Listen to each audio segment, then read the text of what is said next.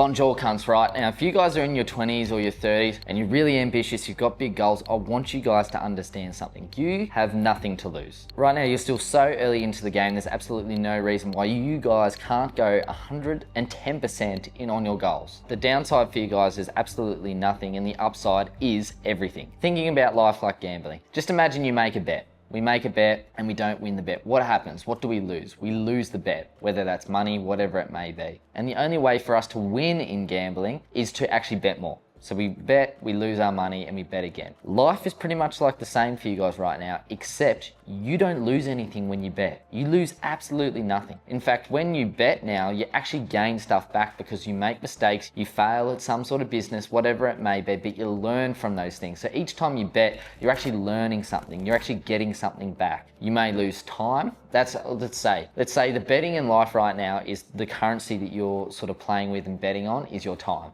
That's it, which is free, which is a free fucking thing that you all have and it's gonna get used anyway. So just say right now we're taking bets. We're taking bets with our time on this business, that business, it doesn't really matter what it is. When we lose, we're now learning skills, we're learning from mistakes, we're learning lessons, we're learning a bunch of different stuff, and we're trading time for other things. So it's not just a straight loss. And I know there's a lot of people like, oh, I don't want to waste time. I don't want to do this or that. What is the alternative right now to, taking a bet on yourself, taking a bet on that goal, taking a bet on that business, whatever it is? What's the alternative? I don't want to do it because I don't want to waste time. You don't take the bet, you stay in your job, and you lose the time anyway. You got to think about life and this betting game as we have a currency, which is our time right now. It doesn't matter what you do, that time's gonna get spent. We're gonna slowly lose our balance of time. You get to choose how many bets you actually take to win, right? The only way for us to win is to take bets. You get to choose if you want to take any bets with that bank of time that we have, or just not do anything with it, stay exactly where we are, not to get to our goals, not take any risk. Now, this is obviously easier said than done, right?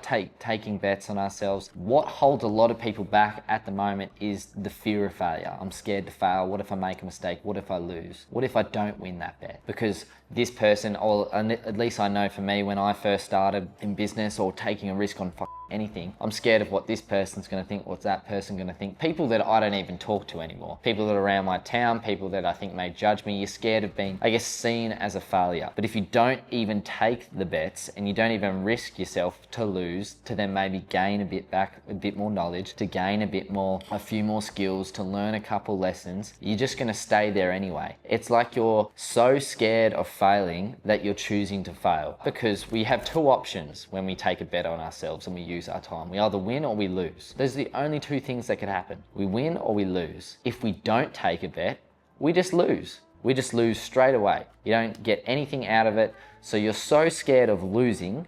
If I take a bet and lose, I'm scared of that. So I'm going to choose to not take a bet and lose anyway. It's done, right? You're so scared of something, you choose to do it. And I understand it's hard to get over these fears. It's hard to actually put yourself out there and try something. That's why people always say starting is the hardest part. I say that starting was the hardest part for me. All the people I meet up with and talk to, different business owners, they all say starting was the hardest thing. But you need to understand, starting from scratch, right? I don't know where you are on your journey, but if you start from scratch, you're only ever going to start from scratch once. That's it. You can't start from scratch again, because when you start, you'll make a mistake, you'll lose, maybe you learn some lessons, and now when we start again, we're not starting from scratch, we're starting with experience. We're starting with information that we've learned, and we just keep going on and on like that. People always talk about the overnight success. I did all this work, nothing, and then bang. Massive results. I've won. I'm at my goal. But it doesn't actually work like that. The way it sort of works is, just imagine you're here right now. You're on this side. And then where you want to be is over here. And in between these two people is this massive ditch. So there's this big ditch of information you don't have, lessons you haven't learnt, skills you don't have. Every time we try to jump over to this other side to get to this goal, to whatever this may be, and we miss, we get a block. And we can throw that block into this pit and fill the pit up. So we try something, it failed, we climb back out, we throw a block in because we gained an experience in there. We go again, we're throwing blocks in. And as we try and learn things and keep going, this ditch get shallower and shallower and shallower because we're filling it up with experience, we're filling it up with lessons, we're filling it up with skills so that you're better equipped now to walk across to this. It's not like people always think they have to jump, they have to get there straight away. We have to get there and do it all in one go, but it doesn't work like that. The experience is more like you're jumping into the pit, and each time it's getting shallower and shallower and shallower until eventually we can just walk across to that goal. And then we can just keep walking and walking and walking across that goal because each pit we come to, we can throw the same amount of experience into it.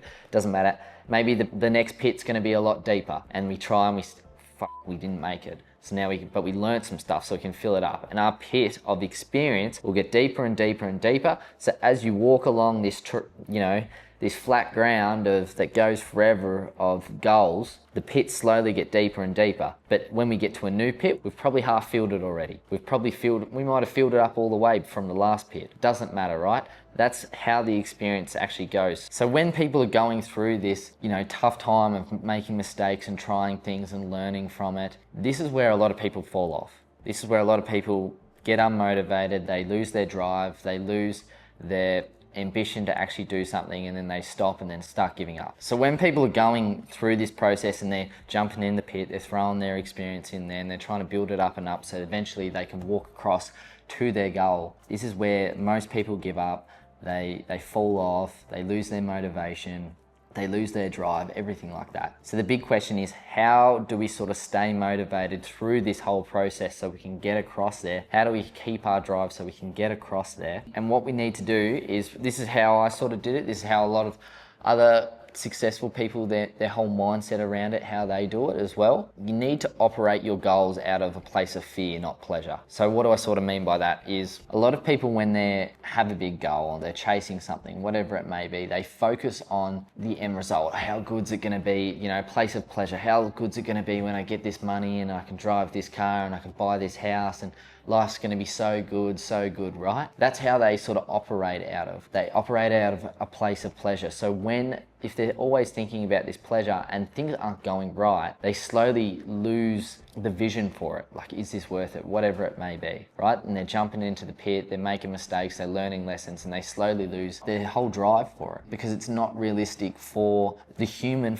brain to just always be relying on the motivation to have this thing that you've never had and you don't know what it feels like to have. So how can you get emotionally attached to the goal? We need to operate out of a place of fear. What happens if we don't fill this void up quick enough? What happens if, think about our betting sort of analogy. Our bets are time. What happens if my bank of time runs out before I can fill this void, before I can chuck enough attempts in, enough cracks at whatever the you're trying to go at right now? What if I run out of time before I can fill this up? For me personally, I remember when I was in FIFO and I started trying to do this stuff, I wasn't operating out of a place of, like, how good is this going to be in a year when I can do whatever I want, whenever I want. I was operating out of a place of what happens if I stay in this job forever. That's what I was thinking every single day in my mind, because I was at work at the time as well. Every single day I'm going through work, then I'm coming home and I'm like, this sucks. I want to get out of this. What happens if this bank of time that I have runs out before I can fill the void and get out of my job and I'm here forever then? That's the place of fear that you have to operate at. And it's also very important to be operating your goal out of a place of fear. It sounds dark, it sounds like all,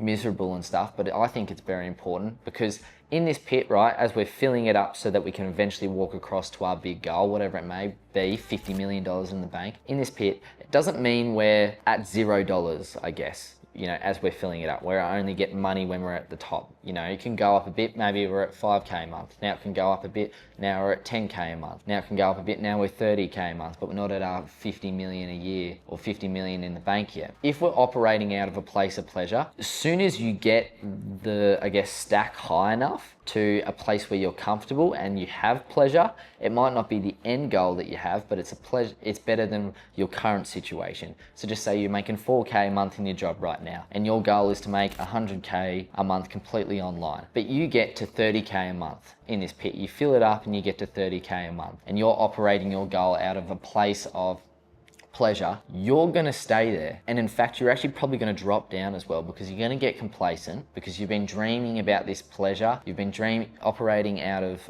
all your motivation out of pleasure, and you finally got some.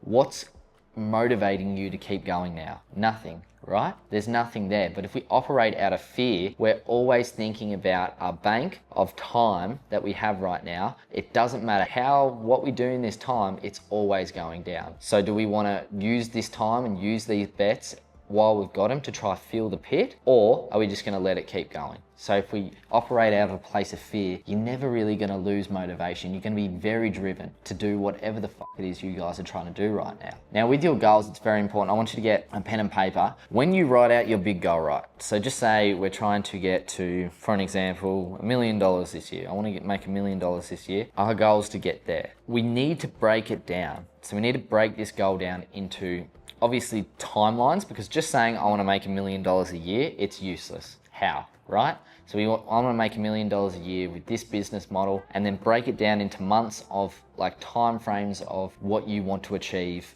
to then end up making that $1 million. So I want to make this by this time, this by this time, this by this time. Then once you've done that, we now need to think about just the daily actions that you need to do to get to there, if that makes sense. So when you think of the person that's making $1 million a month with this business model, what is that person doing? What is he doing every single day? And then from those things that you discover, whether like just say we're trying to become a remote closer, and a remote closer that's making this much a month or whatever. How many role plays is that person doing? How many calls is that person taking? What time's that person waking up? What's he eating? Everything like that. Those daily habits, the output, our actual output of the day, what is that? And then that now becomes your fucking Bible. So when you write out your goals, you break it down, and then you put it into a, I guess, daily output list, like a checklist, your KPIs, that is now your fucking Bible. And we stick to that no matter what, because we can't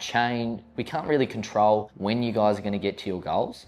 We can't really control that, but we can control that we do this every single day. So every single day we're working towards it. You know, when I say we can't control our goals, obviously as we go out through time and we're working towards something and we're not getting to certain goals quick enough, that's when we can recalibrate and go, right, I'm not getting there as quick as I thought I would. Maybe I need to do a bit more of this. Maybe I need to do a bit more of that. So we can recalibrate, but your daily activities need to become like a ritual. And if you don't do those things, if you don't hit those KPIs for yourself, you're losing bets on this time. This bank right here, it doesn't matter what you do during the day, it's going to go down a day. Are you going to take all those bets in the day by doing those actions to get to the goal, or are you just going to let it go, right? So that's pretty much like all I wanted to just talk about today, and hopefully everyone sort of can understand that whole mindset around it, that if you don't take these bets on yourself, that those bets you've been procrastinating, this thing you've been putting off for